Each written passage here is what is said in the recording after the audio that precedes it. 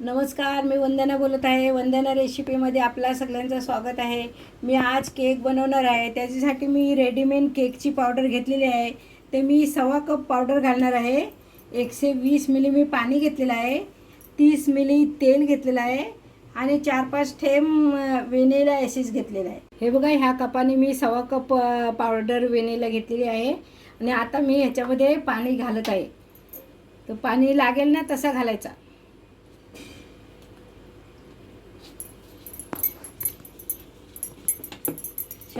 एकच बाजूने ढवलायची, दोन बाजूने नाही फेटायची, एकच बाजूने आपल्याला हे छानपैकी फेटून घ्यायचे आहे.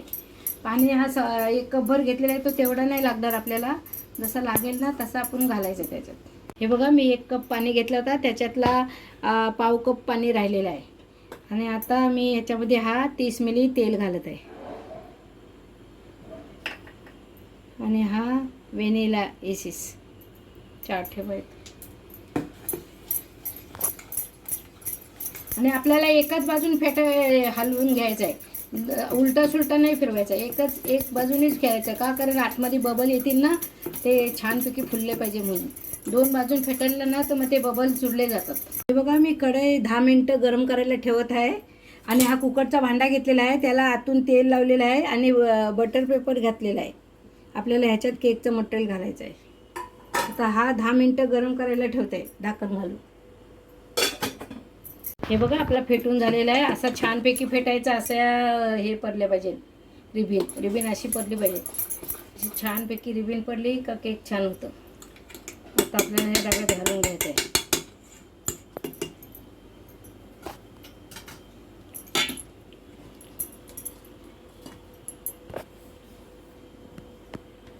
हे बघा, आपली कढई गरम झालेली आहे. आता बारीक गॅसवर आपल्याला 20 ते 25 मिनटं ठेवायचं आहे त्याला. हे बघा, बारीक गॅस केलेला आहे. हे बघा, मी व्हिप क्रीम घेतलेली आहे 1 कपभर. ती आता मी फेटून घेते. ह्या घमेल्यामध्ये बर्फ घातलेला आहे नाही, त्याच्यावर हा ठेवणार आहे नाही, त्याच्यावर ही क्रीम घालणार आहे आणि ती आता मी मिक्सीने फेटून घेत आहे. हे बघा, आपली क्रीम पण फेटून झालेली आहे. तुम्ही बघू शकता. बघा, परत पण नाही, छानपैकी झालेलं आहे. आता मी तिला 5 मिनटं फ्रीजमध्ये ठेवत आहे. हे बघा, आपला केक चांगला रेडी झालेला आहे. एकदम व्यवस्थित स्पंजी झालेला आहे. आपण तुम्ही बघू शकता. आता आपल्याला ह्याला सजवून घ्यायचं आहे. हे बघा, आपण कटिंग करून घेतलेलं आहे. आता आपल्याला साखरेचं पाणी लावून घ्यायचं आहे सगळीकडनं.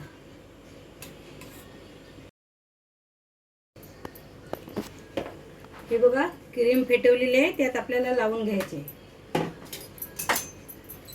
त्या चाकूने. हे बघा, मी क्रीम लावून घेतलेली आहे. आता आपल्याला त्याच्यावर पायनॅपल कट्स लावायचे आहे. हे बघा,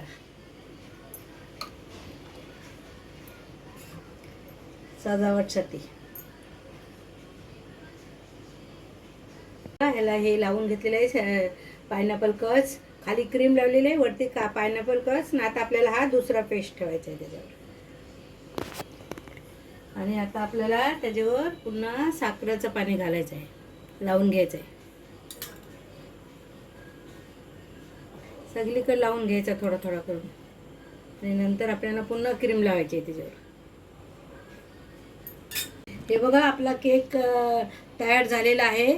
मी पायनॅपल केकच टाकलेला आहे, पण सिल्वर बॉल घातलेले आहेत आणि मग त्याच्यावर चेरी ठेवलेली आहे.